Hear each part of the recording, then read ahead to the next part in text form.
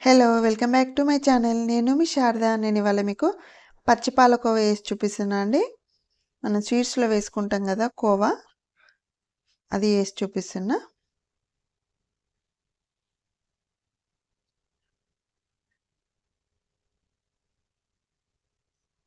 దీనికోసం కొంచెం మందపాటి ప్యాన్ తీసేసుకొని కొన్ని వాటర్ వేసేసుకొని, నేనైతే 1 లీటర్ వరకు గేదె పాలు తీసుకుంటున్నా అండి. పాలు తీసేసుకొని ఫ్లేమ్ హైలో పెట్టేసుకొని పాలు దగ్గరికి వచ్చే వరకు కలుపుతూ దగ్గరికి రానివ్వాలి. అట్టు మీగడ కడతా అంటది కదా, దాన్ని కూడా అందులోకే కలుపుకోవాలి. మనం కలపకుండా అంటే అది పేరుకున్నట్టు అయితే అంటది పైన, అందుకోసము కలుపుతూనే ఉండాలి. ఇది మొత్తం కానీకైతే ఒక 40 మినిట్స్ అట్లనన్నా పడుతుందండి ఈజీగా. ఫ్లేమ్ ఎక్కువ పెట్టేసుకొని దగ్గరికి వచ్చే వరకు ఉడికించుకోవాలి. నేను దీంతో అయితే కాలాజామ్ చేశాను అండి.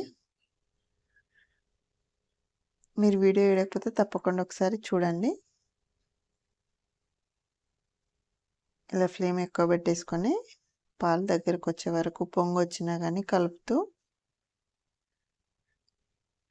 ఇలా హాఫ్ క్వాంటిటీ అయిందండి. మీగడ కూడా లోపలికి కలుపుకొని సాఫ్ట్గా ఉంచుకోవాలి.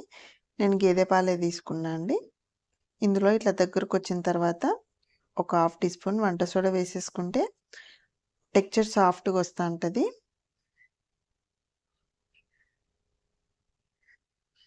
కొంచెం అట్లా చిటికెడు వేసేసుకుంటే సరిపోతుందండి. ఇలా పూర్తిగా దగ్గరకు వచ్చే వరకు కలుపుతూ ఉడికించుకోవాలి. దగ్గరికి రానివ్వాలి దీన్ని మొత్తము. ఇలా దగ్గరకు వచ్చిన తర్వాత స్టవ్ ఆఫ్ చేసేసుకొని కొంచెం చల్లారనివ్వాలి. కొంచెం చల్లారిన తర్వాత దాన్ని మంచిగా సాఫ్ట్గా అయ్యేంత వరకు ప్రెస్ చేసుకోవాలి. మనం స్వీట్ చేసుకునేటప్పుడు హార్డ్ అయితే మళ్ళీ కొంచెం వేడి పాల్లాగా పోసేసుకుంటే అది సాఫ్ట్ అయిపోతుందండి. అంతే. ఇలా మంచిగా నీట్ చేసుకోవాలి దాన్ని, కోవని ఇట్లా సాఫ్ట్గా అయ్యే వరకు. అంతే అండి, khoa ready. Thank you for watching.